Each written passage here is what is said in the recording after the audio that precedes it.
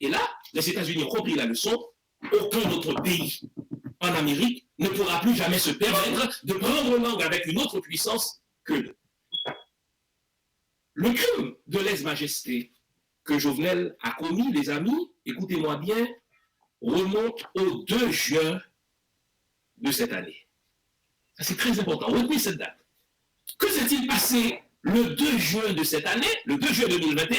Ça veut dire environ un mois avant l'assassinat de Jovenel Moïse. Jovenel Moïse, écoutez-moi bien les amis, vous devez bien comprendre ce que je vais vous dire là.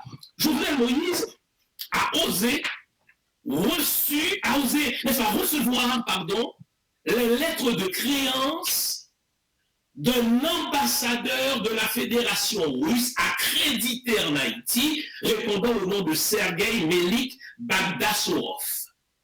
Ce que vous devez savoir, il y a eu un consulat russe en Haïti, mais avoir une ambassade accréditée à Port-au-Prince, cela ne pouvait pas se concevoir.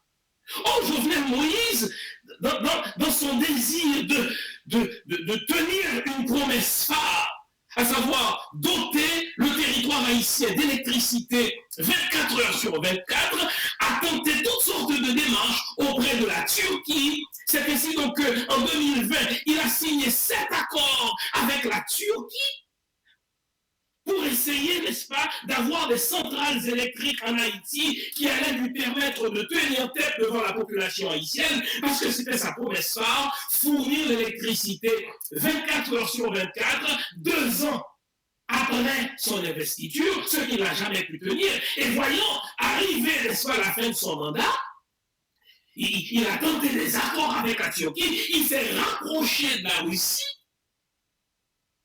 et il a poussé l'audace jusqu'à recevoir des lettres de créance de l'ambassadeur russe en vue d'une ambassade accréditée à Port-au-Prince. Lorsque cela est arrivé, le mercredi 2 juin 2021, j'ai un frère africain, professeur en droit international et de géopolitique, qui m'a appelé, il m'a dit « Jean-Fils, ton président vient de signer son arrêt de mort. » Je lui dis, pourquoi tu dis ça? Il dit, Jean, les États-Unis ont assassiné Jovenel parce qu'il a osé accepter la lettre de créance d'un ambassadeur russe. C'est comme permettre à l'ennemi de toujours des États-Unis de venir jouer dans la cour arrière des États-Unis. Ils vont l'assassiner.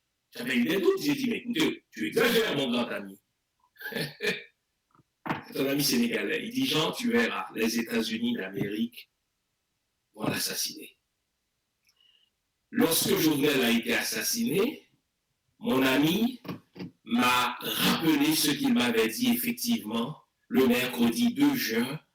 Ton président va être assassiné parce que les États-Unis d'Amérique ne vont jamais permettre ce qui s'est passé à Cuba, à savoir permettre aux Russes de venir jouer le grand joueur dans la cour américaine. Et Jovenel, 2 semaines plus tard, dans sa naïveté, il est allé participer en Turquie au forum de la diplomatie d'Antalya, qui portait là encore sur des questions énergétiques, parce qu'il voulait que la Turquie l'aide à implanter des centrales électriques. Et là, savez-vous quoi? Il a commis 2 erreurs. D'avoir des contacts secrets avec des hauts placés de la Russie et de la Chine. Et mon ami m'a dit, Jean, je ne sais pas dans combien de temps, mais il sera assassiné. La mort de Jovenel Moïse s'explique d'abord par ce crime de lèse-majesté en matière de géopolitique.